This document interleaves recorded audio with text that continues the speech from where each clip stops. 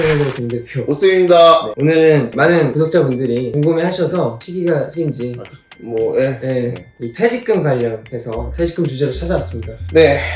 이 퇴직금은 근로자뿐만 아니고 사업자도 반드시 알고 계셔야 하는 부분이고, 오늘은 특별히 저희가 좀 더 진심을 전달하기 위해서 실제 저희 회사에서 열심히 근로를 하고 있는 직원을 모셨습니다. 나와주시죠. 짠! 안녕하십니까. 소개를 좀 해주시죠. 네, 저는 김 대표님 회사에서 일하고 있는 근로자 김동준이라고 하고요. IT 다시 할게요. 아니, 됐어요. 어떻게 동준 씨는 그 퇴직금을 본인이 받을 수 있다고 생각을 하시나요?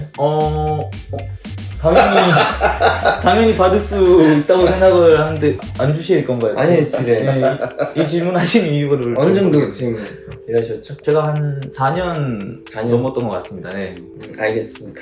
자, 세무사님, 퇴직금이 언제부터 시작됐습니까? 퇴직금은 당연히 이제 근로자를 고용하면 발생되는 게 퇴직금인 거고, 근데 이제 다만 그 4인 이하 사업장 같은 경우에는 2010년 12월 1일 이전에는 안 줘도 됐었어요. 그러나 이제 2010년 12월 1일 이후부터는 이제 한 명이라도 고용을 하게 되면 퇴직금을 줄 수 있는데, 아무래도 영세하다 보니까 4인 이하 사업장 같은 경우는 2012년도 12월 31일까지 만약 퇴직금 그 근로 기간에는 50%만 줄 수 있고, 그러니까 단계적으로 이제 충격 효과를 좀 낮춰준 거죠. 그러니까 어떻게 됐든 간에 그 4인 이하 사업장 같은 경우에 만약 장기 근속자가 있다, 2010년도 이전부터 근로한 자가 있으면은 그 2010년 10월 1일까지는 퇴직금이 발생 안 하는 걸로 계산하시고, 그리고 그 이후부터 2012년 12월 31일까지는 그 계산된 퇴직금에서 50%만 산정을 해주시고, 그 이후부터는 정상적으로 계산을 해서 지급이 돼야겠죠. 그러면 실제로 4인 이하랑 지금 차이가 없죠. 차이가 없는 거죠? 네, 차이가 없죠. 지금 현재는 없고, 만약에 근로 장기 근속자가 있었다 그러면 계산할 때 이 점은 좀 유의해서 또 불필요하게 더 지급되는 돈이 없도록 유념해 두시면 될 것 같습니다. 알겠습니다. 이 퇴직금은 어떻게 계산하나요? 임금이라는 건 두 개가 있어요. 통상임금이 있고 평균임금이 있는데, 이 퇴직금 계산할 때는 평균임금을 기준으로 계산을 해요. 평균임금이 이제 보통은 통상의 임금보다는 훨씬 큰 개념인 거고, 그 차이점을 말씀드리면 통상임금은 정기적으로 규칙적으로 나가는 급여만을 합친 것을 통상임금이라고 하고, 평균임금은 불규칙적으로 나간 급여라든지 규칙적으로 나간 급여라든지 그 모든 것을 다 합쳐서 평균임금이라고 하는 거예요. 근데 퇴직금 계산할 때는 평균임금을 기준으로 계산을 하게 되고, 퇴사 전 3개월간의 평균임금, 그걸 기준으로 계산을 해요. 그래서 계산 방식은 3개월이라는 거는 뭐 92일이 될 수도 있고요, 뭐 짧으면 89일이 될 수도 있어요. 2월달 같은 경우가 끼면 89일인 거고, 뭐 31일이 두 번 합쳐져 있는 달 같은 경우 92일이 될 수도 있는 거고, 그래서 그 3개월 동안에 받은 총 급여를 나누기 일수, 그러니까 뭐 아까 말씀드린 것처럼 89일이라든지 92일로 나눠서 하루 일평균 월급을 구하고선 근속 일수를 곱해서 산정되는 게 퇴직금의 계산 방식이에요. 알겠습니다. 평균임금이라고 하시면 이제 3개월 생각을 하면 되겠네요. 그렇죠. 3개월간의 평균임금. 본인이 급여와 급여 대장에 뭐 적혀 있는 급여와 퇴직금 산정할 때 들어간 급여가 일치하는지를 한 번씩 또 보고 정확히 받았는지 한번 따져보시기 바랍니다. 자, 이 퇴직금 발생 요건이라는 게 또 있을 거잖아요. 이게 중요해요. 일단은 한 주간의 소정 근로시간이 15시간 이상이어야 하고, 그리고 근로자이어야 하고, 1년 이상 계속 근로를 했어야 되고, 현실적으로 퇴사를 해야 돼요. 요 4가지 요건이에요. 근데 이제 어떻게 들으시면은 아시겠지만 너무나 당연한 거잖아요. 너무나 당연한 거죠. 당연히 근로자여야 되고 퇴사해야 되고. 근데 요 그 문구 하나가 가지는 아주 중요한 의미가 있거든요. 그러니까 설명을 드리자면은 뭐 소정 근로시간이 15시간 이상이다 라고 하면은, 소정 근로시간이라는 거는 근로계약서상에 내가 한 주간에 몇 시간을 근로하겠다라고 한 거예요. 그게 15시간이 되어 있고, 실제로 15시간을 못 미치게 근무를 했어도 근로계약서상에 15시간이라고 그 명시가 되어 있으면은 요거는 무조건 퇴직금이 발생된다라는 거 중요한 거고요. 그 다음에 두 번째는 근로자여야 한다. 당연한 건데, 근로자여야 한다라고 하는 거에 이제 가장 큰 의미는 근태관리를 뭐 업주가 했다든지 업무 지시를 했다든지, 그렇게 어떻게 보면 좀 종속적인 관계에서 사용인과 그 사용자의 관계가 있었다, 그런 근로자성이 있었느냐, 이게 중요한 거예요. 프리랜서 뭐 영업직 사원들 같은 경우는 뭐 출퇴근도 굉장히 자유롭고 재택근무를 하면서 본인이 일한 성과에 대해서 그 소득을 이제 받아가시는 거잖아요. 그런 경우는 사실적으로 근로자성이 없었다면은 퇴직금이 발생 안 할 수도 있는 거예요. 1년 이상 계속 근로를 해야 된다. 물론 업주가 1년 미만 근로자한테 퇴직금 줄 수도 있는데, 그거는 뭐 더 주시면 복지 차원에서 더 주시고 싶으면 1년 미만 근로자한테도 퇴직금을 줄 수 있는 거고, 아니라면은 법에 정한 의무 발생은 1년 이상 계속 근로자한테만 퇴직금을 지급할 의무가 있다라는 거. 그 다음에 마지막 요건, 퇴직을 해야 된다. 요것도 중요한 의미를 가져요. 퇴직을 해야 된다라고 하는 거는 실제 퇴사를 해야 돼요. 뭐 그런 경우가 있어요. 퇴직금을 매년 줬다. 퇴사를 하지도 않고 계속 근로하는데 1년 단위로 퇴직금을 미리 줬다. 이런 경우는 실제로 준 거는 퇴직금이 아니기 때문에 그거와 별도로 나중에 퇴사할 때 근로자가 퇴직금을 지급을 요구하면 지급해야 된다는 거죠. 그러니까 요거는 현실적인 퇴사, 실제 퇴사가 있어야지만 발생된다라고 생각하시면 돼요. 그 전에 퇴사하지 않았는데 미리 준 거는 퇴직금이 아니니까 업주들 나중에 다 줘놓고서 나중에 별도 요구해서 또 퇴직금 또 이중으로 또 주게 되는 경우, 그런 경우 발생하지 않도록 유념하시기 바랍니다. 되게 열심히 들으시네요. 예. 동준 씨가 또 질문지를 네. 또 가지고 오셔가지고 그 보고 있는 사람들을 대표해서 퇴직금 관련해서 궁금할 것 같은 질문 사항들을 좀 질문 드리겠습니다. 네. 진행하시죠. 네. 근로계약서를 작성하지 않고 네. 4대 보험에도 가입하지 않고 5인 미만 사업장이었다. 네. 이런 경우는 그냥 앞에서 말씀드린 것처럼 퇴직금 발생 요건을 보시면 돼요. 그 15시간 한 주간의 근로를 했고, 실제로 뭐 근태관리라든지 업무 지시를 받아서 근무를 했고, 그 다음에 1년 이상 계속 근로를 했고, 지금 현실적으로 만약에 지금 이 사업장에서 이제 더 이상 일을 하지 않는다, 퇴사를 했다라면은 실제로 말씀하신 것처럼 근로계약서 작성 유무라든지 4대 보험의 가입 유무, 아니면은 그 소득을 받을 때 세금을 어떻게 냈는지, 3.4%를 뗐는지 안 뗐는지 뭐 이런 건 중요하지 않고요. 요 제가 말씀드린 퇴직금 발생 요건만 충족하면은 무조건 퇴직금이 발생하니까 요 케이스의 경우에는 퇴직금이 발생합니다. 그럼 다음으로 수습기간 3개월 포함해서 13개월을 다녔다.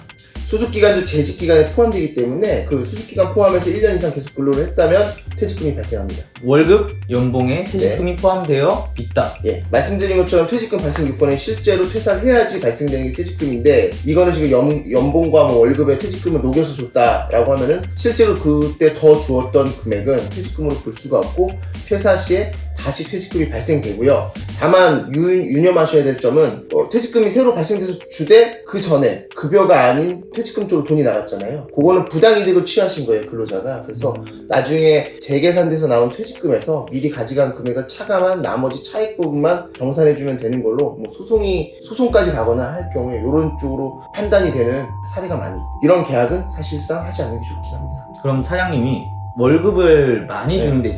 주는 대신에 네.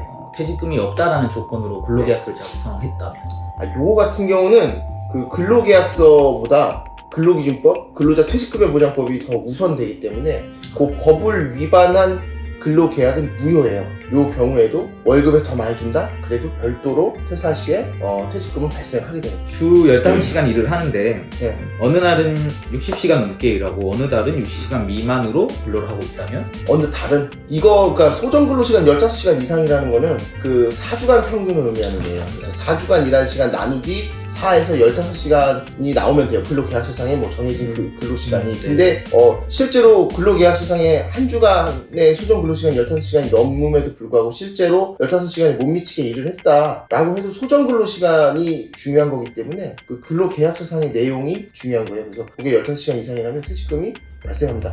뭐 불규칙하게 왔다 갔다 하건 뭐 그런 거 다 차치하고 이 경우에는 발생한다고 볼 수 있는 거죠. 그럼 1년 정도 이제 일을 다녔는데 네. 휴가나 벌금 같은 게 좀 많았어요. 이래도 퇴직금이 발생하나요? 휴가나 뭐 무급 휴가 기간이라든지 결근, 뭐 지각, 조퇴 뭐 이런 것들은 재직기간에서 차감되는 게 아니에요. 그래서 그거와 무관하게 제외하고 재직기간, 총 재직기간 네. 1년 이상이라면 당연히 발생할 수 있는 거죠. 처음에 네. 회사에 들어왔을 때는 개인 사업자였는데 네. 중간에 법인 회사로 바뀌었어요. 그래도 발생할까요? 개인 사업자의 대표와 법인 사업자의 대표가 같고 업무 내용이 동일하다면은 내가 근로하는 회사 형태가 법인이든 개인이든 하고 상관없이 동일한 업장으로 보기 때문에 실질적으로 동일한 회사로 보기 때문에 퇴직금은 연장생산이 있다고 해서 발생을 하게 되는 거죠. 동준 씨도 여기 해당되잖아요.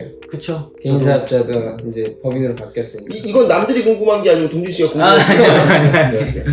제가 매월 퇴직금을 지급을 하고 있거든요. 회식을 자주 하기 때문에 회식하면서 이제 한 15만원씩 나오는, 이제 끝나면 택시비도 주기 때문에 17만원 정도? 그럼 그 1년 정도로 하면 회식비와 택시비를 지금 퇴직금이라고 생각하고 이거 다 녹화되고 그러면 네. 그 프리랜서라고 예. 퇴직금을 뭐 받을 수 있는 게 있을까요? 그렇죠. 우리 전 영상에서 이제 프리랜서에 대해서 이제 저희들이 자세하게 알려드렸는데 네. 그분들은 근로자가 아닌 거예요. 사실 프리랜서라는 개념은 근로자가 아니고 본인이 뭐 이렇게 별도의 본인이 이제 스스로 독립적으로, 그러니까 누구의 제한을 안 받고 사업주의 제한 뭐 지시를 안 받고 하는 사람 프리랜서라고 하는데, 프리랜서 계약을 했건 뭐 안 했건 뭐 그런 거와 상관없이 실제로 프리랜서 계약을 했지만도 이분이 뭐 진짜 아까 전자에서 설명드린 것처럼 근태료 관리를 받았다든지 업무 관리를 받았다든지 뭐 휴가의 사용도 뭐 이렇게 제한을 받았다든지, 그러니까 뭔가 그 업주한테 종속적으로 얽매여 있다. 그러면 그런 경우에는 근로자성이 인정되기 때문에 요분들도 퇴직금이 발생하는 거고요. 실제로 법정용어로 프리랜서라고 하시는 분들은 진짜 독립적으로 운영하시는 분들은 사실상 독립적이기 때문에 퇴직금이 발생되지 않고요. 그러니까 사실 판단 문제인 거예요. 요거 같은 경우는. 저희 시청자들 위해서 네. 저희가 실제로 이 동준 씨의 급여를 네. 월 200으로 가정을 하고 네. 매월 3개월을 90일이라고 가정했을 때 네. 퇴직금이 어느 정도 되는지를 한번 보시죠. 아까 그냥- 4년이라고 하셨죠? 그러면 4개월치 급여다 생각하시면 돼요. 보통은 그렇게 산정이 돼요. 보통은 800만 원. 그 정도 그 정도 나오죠. 더 200? 나올 수도 있고요. 네. 보통은 그렇다는 거고, 그래서 평균 임금이 계속 올라가니까 연봉은 인상이 되잖아요. 그래서 연금 가입을 할 수 있는 방법들이 알겠습니다. 네. 그럼 제가 지금 바로 네. 퇴직을 하면은 네. 800만 원을 받을 수 있는 거네요. 14일 이내 지급을 하셔야 돼요. 아, 그런가요? 네. 아. 14일. 아, 그렇구나. 14일 기다렸다가 딱 종친 순간 지급 안 했다 그러면 노동부에 가서 신고하시면 됩니다. 아, 진정을 넣고 또 출석하시면 맞대면 해가지고 아마 합의 보실 건데, 네. 원활한 진행이 될 수 있도록, 예. 14일 이후에 보는 걸로 합시다. 아니요, 또 알겠습니다. 오늘도 좋은 정보 감사하고 네, 감사드립니다. 또 다음에도 더 즐거운 내용으로 동준 씨는 또 주제가 맞을 때 또 뵙는 걸로. 아, 네. 언제든 불러주세요. 알겠습니다. 오늘도 감사합니다. 네, 네, 감사합니다. 감사합니다.